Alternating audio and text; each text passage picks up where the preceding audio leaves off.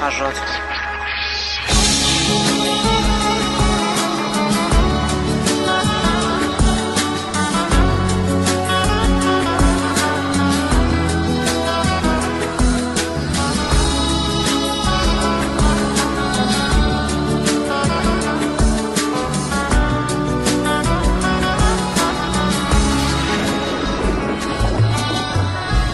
قسمت نشد ببینم خدا نگهداری کنم، فرصت نشد بمونم و از تو نگهداری کنم.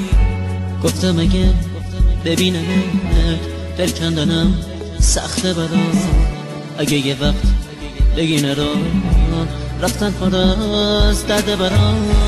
گفتم صدا تو نشنوم، ندیدم از پیشت برم، پشت سرم زاری نکن، چی کار کنم مسافرم.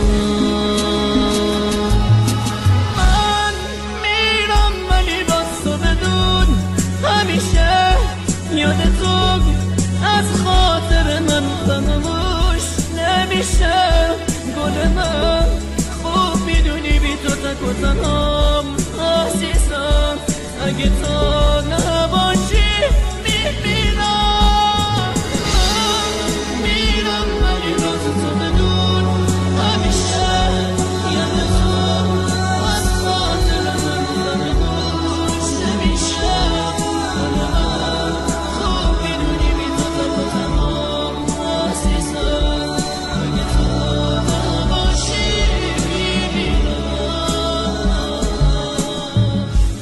نامه رو تو تنش بخون، گریه نکن طاقت بیار، نامه رو خط خطی نکن، دو جمله رو هم دوام بگم، باور نکن یه بی وفا.